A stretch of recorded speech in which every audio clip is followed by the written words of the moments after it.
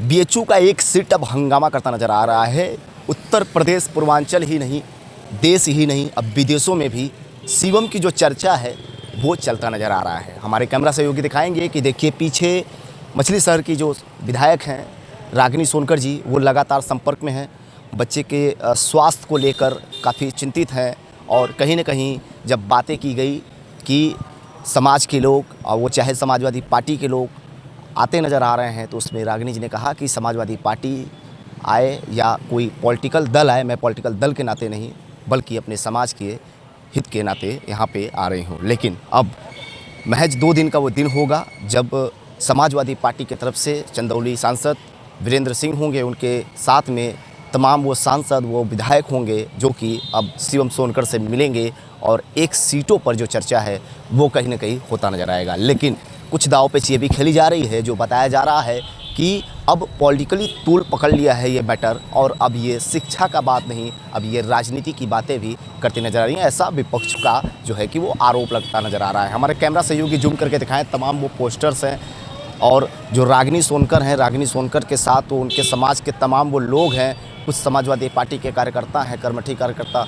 वो लगे हुए हैं और पोस्टर्स, बैनर्स भी आप सबको नज़र आ रहा होगा। अभी हमने बातचीत किया और सीधी तौर पे लॉ एंड ऑर्डर के तौर पे जो है कि रागिनी सोनकर जाती हैं और कहीं ना कहीं अब देखिए, अब वो जो तस्वीरें हैं भीमराव अम्बेडकर जी के, जो बाबा साहब की जो तस्वीरें हैं, वो कार्यकर्ताओं के बीच, उनके समाज के बीच के जो लोग हैं वो अब कहीं ना कहीं लेकर बैठे हुए हैं। और आपको बता दें कि रागिनी सोनकर भी अब इस धरने में शांतिपूर्ण रूप से जो धरना चल रहा है उसमें शामिल हुई हैं। उन्होंने साफ तौर पे कहा है बीएचयू में एक सीट की लड़ाई लगातार जारी है और इस वक्त देखिए रागिनी सोनकर जी लगातार मौजूद है बीएचयू प्रांगण में। रागिनी जी, क्या कुछ बातें हुई हैं और जो बच्चा है वो बेहाल होता नज़र आ रहा है धरना देते देते? अब देखिए, आज जो है मुझे लगता है 10वां दिन हो चुका है और बहुत ही ये कष्टदायक है कि कहते हैं कि एक यूनिवर्सिटी बच्चे की जननी होती है, माँ की तरह होती है, और इतना होनहार बच्चा जिसकी जनरल कैटेगरी में 2nd रैंक आई है, उससे ना तो आपका बीएचयू का जो अथॉरिटी है वो बात करने को तैयार है, ना तो सरकार की तरफ से कहीं से कुछ आ रहा है।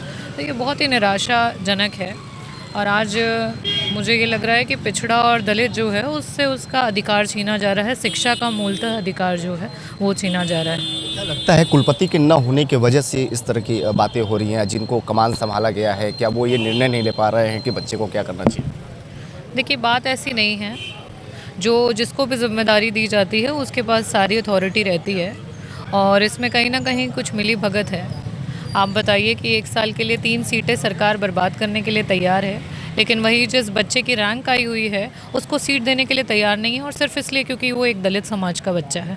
तो ये अपने में दर्शाता है कि सरकार कितने भेदभाव के साथ चल रही है। 10वां दिन हो गया है, बच्चा अब लेटा हुआ है। क्या लगता है स्वास्थ्य पे भी काफ़ी बातें सामने आ रही हैं, स्वास्थ्य भी गड़बड़ाता नज़र आ रहा है। ऐसे में क्या प्रशासन को कुछ देखना चाहिए बच्चे के लिए? जी बिल्कुल देखना चाहिए, और आज 10 दिन हो चुका है, कितनी उम्र होगी इनकी।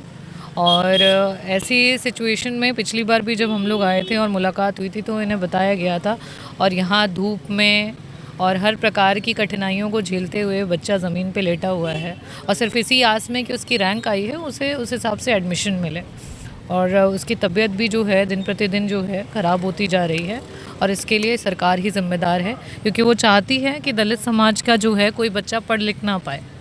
समाजवादी पार्टी, आपकी जो पार्टी है, अब तमाम लोग आने वाले हैं, 31 तारीख का वो दिन होगा जब तमाम लोग वो आने वाले हैं। ऐसे में आप लोग लगातार बनी हुई हैं, लेकिन सत्ता पक्ष जो है वो अभी तक कोई जवाब नहीं दे पा रहा है। इसको लेकर अगला कदम क्या रहेगा समाजवादी पार्टी का? देखिए, वो जिस दिन आएगा प्रतिनिधिमंडल तो उस दिन जवाब मिलेगा।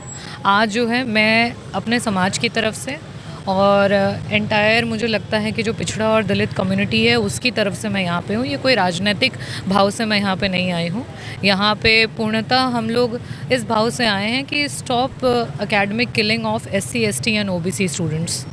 तो आपकी अभी कुछ प्रशासन से बात हुई है, बीएचयू प्रशासन से या कोई और लोगों से बात हुई है इस विषय को लेकर? जी, हमने लेटर के माध्यम से यहाँ पे अवगत कराया है लोकल थाने पे, और साथ में हमारी बात हुई है जो यहाँ के लॉ एंड ऑर्डर के डीआईजी हैं, उनसे कहा गया है कि हम शांतिपूर्वक ढंग से जो है मार्च करना चाहते हैं। बाबा साहेब ने हमें अधिकार दिया शिक्षा का, और कहीं ना कहीं आज उसको छीना जा रहा है। तो उनकी जो फ़ोटो है उसको हाथ में लेकर के यहाँ पे हम लोग जो है और शांतिपूर्वक ढंग से मार्च करना चाहते हैं।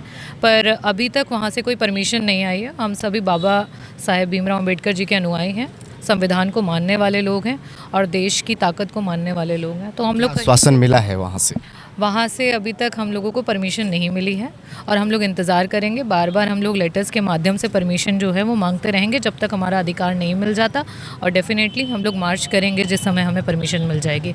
आज हम शिवम के साथ यहीं पर बैठेंगे और जो है अपना विरोध जो है जताएंगे, जिस तरीके से सरकार अनुसूचित जाति, जनजाति और पिछड़े समाज के बच्चों के साथ भेदभाव कर रही है। आप भी आज धरने बैठेंगी और लगातार सुचारू रूप से चल रहेगा?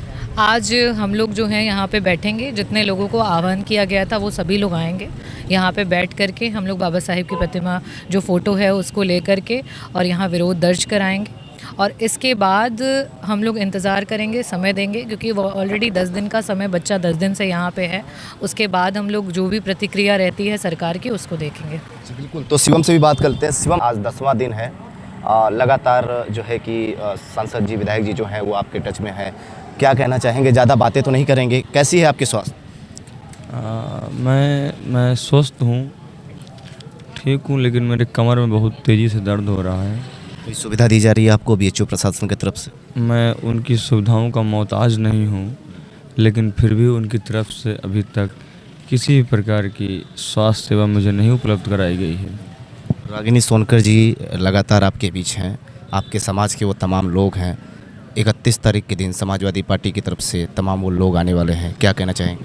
सबसे पहले मैं माननीय आदरणीय 369 विधानसभा मछली शहर से विधायक आदरणीय पूजनीय हमारी बड़ी बहन समान, या यूँ कह ली जाए हमारी सगी बड़ी बहन विधायक डॉक्टर रागिनी सोनकर साहिबा का मैं बहुत बहुत धन्यवाद देना चाहता हूँ। वो लगातार मेरे संपर्क में है, मुझसे वो खाने पीने के बारे में पूछती हैं, मेरे स्वास्थ्य के बारे में पूछती हैं, और निरंतर मुझे पूछती रहती हैं कि बेटा आप ठीक तो हो।